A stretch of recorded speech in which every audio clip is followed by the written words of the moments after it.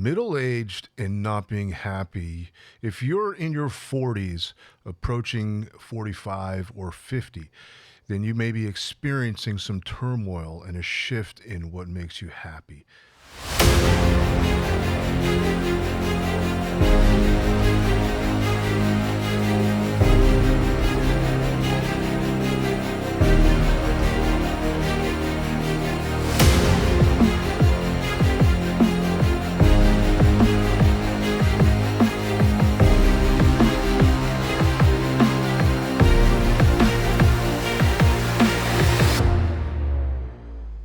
This is Dr. Spencer Coaches. Today, I'm going to talk to you about midlife crisis because many people, when they hit their 40s, begin to have a wake-up call. And you find yourself living years and years and years in this kind of sleep, just going through the motions of paying bills, taking care of your wife and children and job. And then all of a sudden, years go by and you don't know what the hell happened to yourself. And you're not happy. You realize you're actually miserable. And you may think that buying a new Corvette or boat and divorcing your wife or divorcing your husband and dating someone younger is a solution to it. But what's actually happening is you've been living an inauthentic life. Now, most people, especially men, will start to hit the bar. They won't go home. You won't go home. You'll go to the bar right after work, and you'll come home kind of buzzed or drunk and neglect your wife. And this creates a lot of problems with your relationship. And maybe your children by this time have graduated high school, they're in college. So you don't really have to deal with them anymore. In fact, maybe you're happy they're out of the house. Maybe some of you have had children late and you're kind of regretting having children because of the cost of living is just so stressful. Whatever the case may be, you're experiencing a high degree of dissatisfaction and a lack of fulfillment. And hitting the bottle or cheating on your spouse, gives you a thrill, so to speak, but it isn't a solution. It'll just give you a temporary fix. And what's really going on is a shift in values. There are hormone changes that are happening where your testosterone levels are reducing. For women, your estrogen levels are reducing. And these hormone changes causes change in our perception of the world and our sense of self. We just don't have the vitality. We don't recuperate as quickly as we used to. I mean, I work out on a daily basis, and I used to practice Brazilian Jiu-Jitsu for about 5 years. I'm 49 right now. When I hit 42, there was a clear mark in my body's ability to recover, to recuperate from workouts. And I noticed that I'm not the same anymore. There was a clear mark at 42.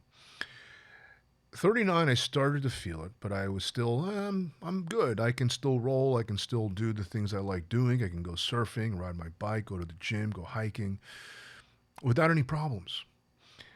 But when I hit my 40s, that's when things started to slow down. 42 was the mark for me. When I hit 44, it was just a nail in the coffin. I still work out. I still exercise. I stopped doing Brazilian Jiu-Jitsu because I just had too many injuries, and I'm a chiropractor. I need my arms to function. I need to be on my feet to function. So I still live an active life, but I cut my activities down. And that's what makes me happy. I really enjoy the gym. I love hiking. I love cycling, just taking care of myself. Because I grew up partying. I was a real party animal in my late teens when I was 19, 20, 21, and early 22 to 23, really. At a certain point, I realized that's not going to work for me. It's fun while I'm young, but I'm not going to live that life forever. Became more health focused, became more interested in a career, and went back to school for chiropractor. I had to get all my prerequisites, and I worked full time, but I became really focused on my career. And I felt good about myself. I felt like I had a direction in life. I was getting my life together and doing something with myself. Got into chiropractor school, and it was like, yeah, this is it. I'm starting my life. And I graduated, and I thought, this is it. This is my life. I'm really happy. I'm excited. Worked for a chiropractor, did really well there, opened my own practice, did really well. And then COVID hit. And all of a sudden, everything went to crap. And I started hitting a bottle, started smoking weed, got a girlfriend, and that's all we did was smoke weed, drink, and have sex. I started delivering food. I'm like, what am I doing with myself? I'm a doctor, and I was going to start my life coaching practice and started developing webinars and programs, and I threw it all away to party again. And I really thought I could live my early 20s all over again, my college years. And I found a girl who was 12 years younger than me, a really beautiful woman, and had a great time, but I feel like I threw it all away. And it took me a little while to really get it back together, especially when we reopened. Realized this girl isn't right for me, we're not right for each other, difference in values, no hard feelings, and began to really examine my values. And that's what it is, it's values. Living a party lifestyle is adolescent. And you may think buying a fast sports car and getting a 25-year-old girlfriend is going to fix everything for you because it makes you feel young again. And it's a real denial of your aging process. You should get wiser as you get older, not dumber. And for some people, they want to continue to live the life of an animal. They're a homewrecker. They wind up cheating on their spouse instead of working things out. Instead of developing integrity, accountability, and finding a true sense of self, your core values, and developing authenticity, you cheat on your wife or you cheat on your husband. And to you, it's not even cheating. To you, it's, well, my wife doesn't have sex with me anymore. Or she's overweight. I'm not attracted to her anymore. My husband doesn't give me the attention that I want anymore. It's always their fault. In other words, there's a lack of accountability. And this is a wake-up call. I'm not here to soothe you. I'm not here to comfort you. I'm here to tell it like it is and give it to you straight. You get your fucking shit together. You want to level up your life, you better start acting appropriately. You better start taking responsibility. You may have a good income. You may be making six figures, made some wise investments, and you may have enough money to buy a boat.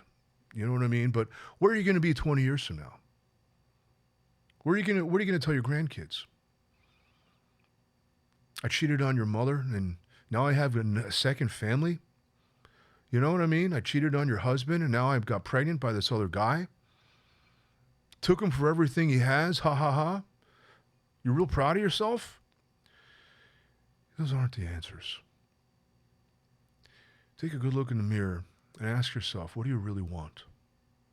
Yeah, you want to be young again. You want to be free again. You miss those days. Believe me, I've experienced that. But that's only going to last so long. And sooner or later, you're going to ask yourself, what's the meaning of life? What's life purpose? Why were you put on this earth? Are you living the life that you're truly meant to live? Because life ain't about paying bills.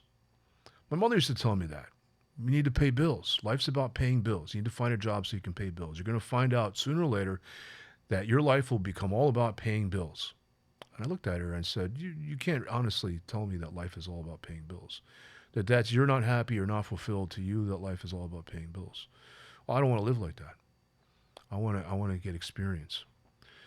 I wasn't about making money. I was about experience, and tried to experience as much as I could ever since I was a teenager.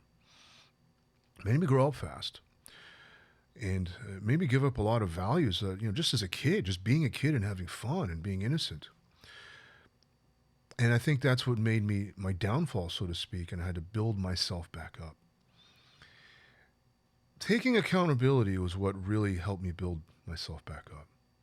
Owning my behavior, owning my actions, and asking myself, what do I really want? What's really going to fulfill me? What is my true purpose? What's my true value?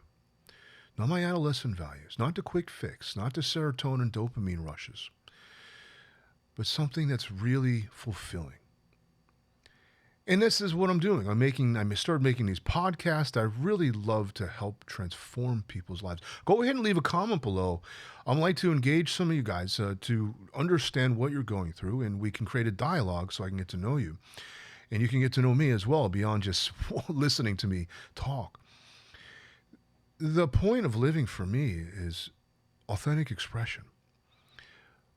Making an impact on the world, making an impact in people's lives. That's what really fulfills me. Facilitating the transformation of people's lives to create possibility so that people can level up. I'll share with you a story. I had a client who was a female client in Japan from Belgium. She worked for a recycling company and noticed some that there's more waste. They own some recycling plants in Thailand. And she noticed the waste output of these recycling plants was greater than the recycling they were doing.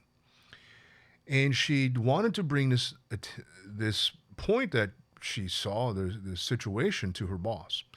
And she didn't know how to bring it to him. So I taught her how to communicate with him. And because she believed that being a female in Japan, first of all, they're considered second-class citizens. Second of all, if you're a foreigner in Japan, you have no rights. So being a female foreigner, talking to a Japanese male boss, who's very patriarchal there, she, in her mind, invented this belief that he would not listen to her and he could possibly demote her for those reasons. Who do you think you are? Kind of attitude. Long story short, I helped her overcome those limiting beliefs, helped her see the possibility, and taught her how to negotiate and how to enroll her boss through conversation, through communication. And she did. She wound up, the boss actually agreed with her. You know what, you're right. I never saw this, because it actually saved their company millions of dollars by reworking operations in their plant in Thailand and actually shut it down and bought new property and then at a lower cost. The operations were at a lower cost. And it transformed the whole operations of the entire company. And she got promoted as a result of it. This is something that I feel good about. This is something that I'm not trying to brag. I'm just saying this is what's fulfilling for me. Creating this kind of impact on people's lives is what's fulfilling for me. I reinvented myself. Yes, I'm a chiropractor. Yes, I do functional medicine as well. Yes, I love improving people's health. But what was more fulfilling for me was impacting people's mindset. Because when you change your mindset, you discover that anything is possible, that you can learn any skill. You develop the growth mindset and you can learn anything. You can improve your circumstance. You can transform yourself. You can level up in your integrity. And that's the bottom line. When you find an authentic voice, when you find an authentic way of being, you're not going to seek outside of yourself for happiness and joy and fulfillment. You simply are it. Your very way of life is it. And you don't need anything exciting. You don't need fancy cars and expensive vacations to experience fulfillment. At least I don't. Whatever it is for you, whatever is fulfilling for you, you discover because you haven't found it yet. And I can help you discover that. It usually involves some sort of rediscovering your core values, which is part of your joy that you had when you were a little kid. Most of the joys we had as children were basically stomped out when we got into our late 20s. And that's childish. Put that away. And what makes us really happy and fulfilling? Remember when you're in elementary school, you just shared something.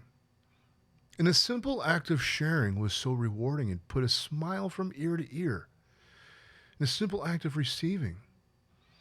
The simple act of really communicating, really connecting with somebody at an authentic level. It was so rewarding. That's all you needed. It brought you joy already. And then there's something that you feel proud of. Something when you look back and say, yeah, I did good in this world and it makes me feel good about myself. It makes me feel whole. It makes me feel complete. Those are your core values. Not your serotonin dopamine rushes. Not those thrills. Yeah, you'll get a certain kind of excitement, but they're short-lived. And grinding away in the office or in your business or wherever it is, just to make ends meet, just for some end goal that's unattainable, is not rewarding either. For some of you, it may mean quitting your job. It may mean finding a new career. It may mean starting a side gig. It may mean going into consulting instead, taking what you know and becoming an expert at it, which is what I do. I don't know what it is for you. That's something you'll discover. And I can help facilitate that discovery through my coaching. Often I find we have trauma. Believe it or not, so many people have trauma. Something terrible happened when you're a child and that those emotions aren't worked out. And what you're doing and how you're living is really managing those terrible feelings. You're just avoiding feeling those feelings. Nobody wants to feel anger, rage, fear, guilt, and shame. Nobody wants to feel anguish and agony and terror. Those are not pleasant feelings to process, but more often than not, those are the things that are keeping you from experiencing real joy. And everything you're doing is just avoiding those feelings.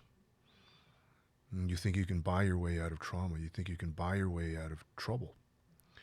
And having that real conversation with your significant other, telling your wife or your husband, hey, look, I am experiencing some changes and I don't want to lose you, and I want to talk to you about it. And I want to make sure you're on my side. Or you can tell your spouse, hey, I notice you've been spending more time alone. I notice you've been drinking more. Look, I just want to let you know I'm here for you. I'm on your side. I'm not your enemy. Help me to understand. What can I do for you? How can I be supportive? What can we do together to make it through this? Communication is often the key to a lot of problems, believe it or not. It's having that conversation with your significant other. Re-examining your values. What's really important to you? Is it just paying the bills? Is it just working for cheap thrills? Is it just working for a paycheck? Is it just building status and just looking good for your neighbors and your family? All those build a certain kind of happiness, but that happiness is short-lived. It's superficial. I'm talking about real, meaningful fulfillment. Some deep sense of gratitude. Most people, believe it or not, I've discovered, want to have some sort of contribution. They want to contribute to the community, or the family, the neighborhood, the world. They just don't know how to go about it. They've been working for a job because it's what their parents told them would be profitable, which would make you a lot of money, and maybe it did. But somewhere along the way, you lost your purpose, and you're trying to discover it, and that's what the midlife crisis is. You'll find that in discovering what's truly important, what really matters to you. If this is important to you and you want to find out what truly matters to you, you want to discover it, then leave a comment below. So we can create a conversation. I can get to know what it is you really want, what's happening in your life, what do you want to create. Maybe it is, some sort of contribution, some charity work you want to do. Maybe it's some resolution you want to come to with your spouse or something to do with your career. Let me know. And this way we can create a plan that can get you there, because nobody gets there alone. Every great man has had a coach, has had a mentor. So many of you may feel embarrassed. I don't need to talk to anybody. I'm a man. I don't need to talk to you. I'm not weak. Let it go, man. Let the pride go. There's no shame in getting coached. Every professional, Lawrence Taylor had a coach. Michael Jackson had a coach. Everyone great has had a coach. Michael Jordan has had a coach. Kobe Bryant has had a coach. Tiger Woods has had a coach. Nothing wrong. In fact, it's only going to benefit you. If you want to experience this benefit, contact me so I can help you make the impact you truly want to make. Don't forget to like, share, and subscribe. This is Dr. Spencer Coaches. Thank you so much for listening.